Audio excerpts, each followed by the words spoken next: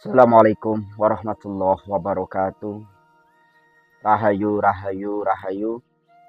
Salam santun, salam hormat, salam takdim kami tim Padepokan Lokajaya. Kita haturkan untuk semua spiritualis yang ada di Nusantara ini, semoga selalu dalam keadaan sehat walafiat. Allahumma sholli ala sayyidina wa maulana Muhammad wa ala alihi wa sahbihi ajma'in. Semoga kita semua mendapatkan syafaatnya baginda Nabiullah Muhammad sallallahu alaihi wasallam. Ya, untuk para sahabat semuanya dimanapun kalian berada, baik di kota besar, kota kecil, desa, pelosok maupun perkotaan, bila mana membutuhkan rental mobil langsung saja ketik di Google. Caranya sangat mudah ya, www.kudaku.id seperti tulisan yang berjalan, ataukah hubungi nomor yang sudah tertera di awal video itu.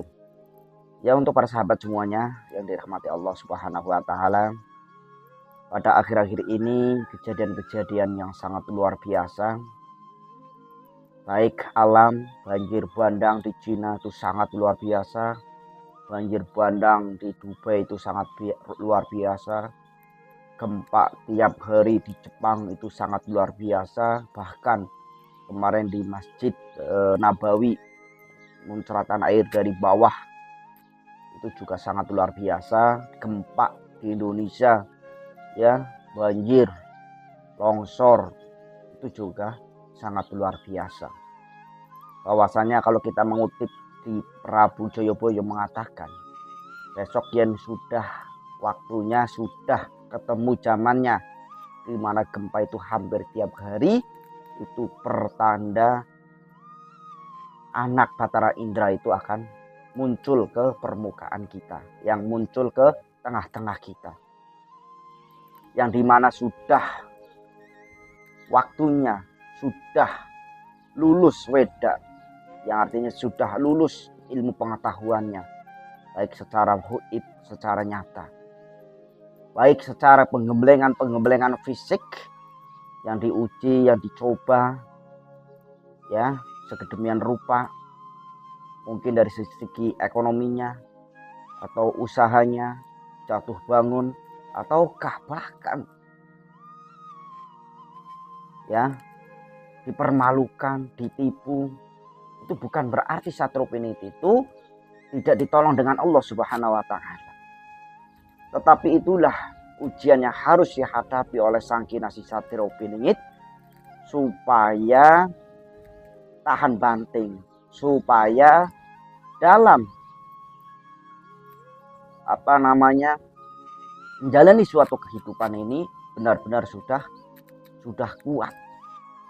Makanya itu diartikan sudah lulus weda. Bocah angon sudah lulus weda. Ya, pengertian dari bocah angon juga ada yang mengatakan bahwasanya bocah angon ini adalah dari kalangan bawah. Yang artinya bukan dari kalangan atas ya, atau gubernur, jenderal misalnya. Tapi dari kalangan atas yang akan menaik ke kalangan kalangan bawah akan menaik ke kalangan tingkat atas. Itu yang seharusnya terjadi dalam ramalan Prabu Joyoboyo. Nah, dalam kondisi alam seperti ini yang tidak disadari oleh kita semua, yang dimana semua dianggap fenomena, yang dianggap semuanya itu adalah suatu kebetulan, suatu yang memang benar-benar alam. Tetapi ini semuanya itu kalau kita mau menerjemahkan, mau mengartikan, ya, bahwasanya bencana-bencana yang ada di muka bumi ini sudah hampir seluruh dunia itu. Yang artinya apa yang dikatakan oleh Prabu Joyoboyo, baik di dalam Nusantara maupun di luar Nusantara ini, itu benar-benar terjadi dan kita sedang menghadapi hal itu. Nah, ternyata nama daripada sang kinasi Satropiningit, gelar daripada sang kinasi Satropiningit ini bukan hanya kalangan spiritual saja yang mengenalinya, yang mendengarnya, yang tahu tentang gelar tersebut. Tetapi banyak sekali dari kalangan baik pejabat Polri, TNI, semuanya ini sebenarnya sudah mengenal dan sudah tahu bahwasanya nanti di akhir zaman seperti ini, di Nusantara seperti ini, akan kedatangan anak Batara Indra atau dewa berbadan manusia yang tentunya akan menyelesaikan gemelut yang ada di Nusantara ini, baik dari sosial, keagamaan maupun ketentraman, keamanan yang ada di Nusantara ini. Bukan hanya di kalangan itu saja, ya, bukan hanya di kalangan para dukun, para spiritual, supranatural, para pejabat, para dosen, guru-guru besar perkampusan tentunya sudah mengenal dengan yang namanya Sangkinasih Satrio Piningit. Apalagi orang-orang tersebut itu sudah meneliti tentang manuskrip yang ditulis oleh Prabu Joyoboyo itu.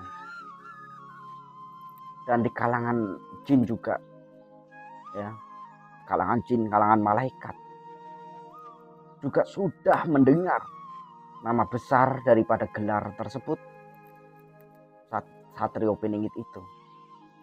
Tokoh-tokoh dalang tiap hari itu juga hampir menceritakan tentang Satrio Piningit yang kadang diberi judul Wahyu Ratu Nengadil, Wahyu Ketentram, yang artinya bahwasannya kalau sudah lulus Weda, Sangkinasih Satrio Piningit ini sudah mendapatkan baik wahyu keraton, wahyu ratu, ya, wahyu Ratu Nengadil, wahyu Ketentram, semuanya itu sudah dimiliki oleh Sangkinasih Satrio Piningit,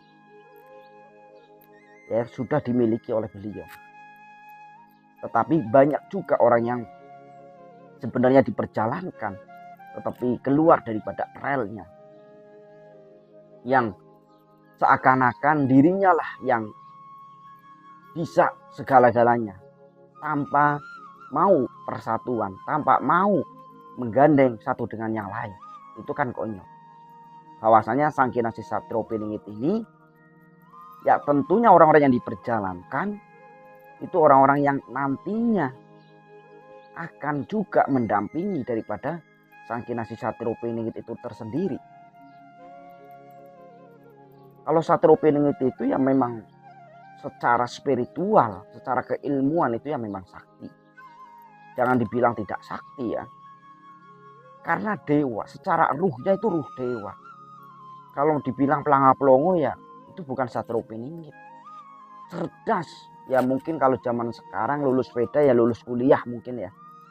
S1 minimal dari teknik atau dari teknik industri maupun dari sastra maupun dari yang mana yang lain atau bukan, atau akmil atau lainnya. Karena apa? Lulus Weda itu di dalam Jawa, Weda itu artinya kitab. Kitab adalah suatu ilmu, buku, ya, ilmu. Di dalam buku itu ada ilmu, pengetahuan. Itu artinya lulus Weda. Jadi ya kalau bilang cerdas ya cerdas, ya. Satrio Piningit bilang cerdas, sangat cerdas. Bukan hanya tentang bagaimana tidak cerdas. Kalau nanti jadi pemimpin masa mau pelanga-pelongo ya tidak mungkin. Bagaimana menjadi pemimpin, memimpin Nusantara seumpamanya ini. Ini bukan suatu makar, ini hanya menceritakan apa yang ada di dalam buku Jayabaya itu. Ya semuanya sudah tahu, baik kalangan profesor maupun peneliti-peneliti dengan manuskrip kuno sudah tahu tentang nanti akhir zaman yang dimana kondisi dan situasi sudah sunatullah, yang memang sudah harus seperti itu. Menantang Sangkinasih Satrio Piningit juga sama saja menantang Tuhan, karena itu adalah suatu kekasihnya, suatu utusannya yang khususnya di Nusantara ini. Ya, jadi memang seperti itu konsep daripada apa yang dikatakan oleh Prabu Joyoboyo, yang tentunya semua ini demi kesejahteraan, demi keadilan yang harus ditegakkan. Sebagaimana di dalam baitnya juga dikatakan, hutang nyawa dibayar nyawa, ya hutang malu dibayar malu.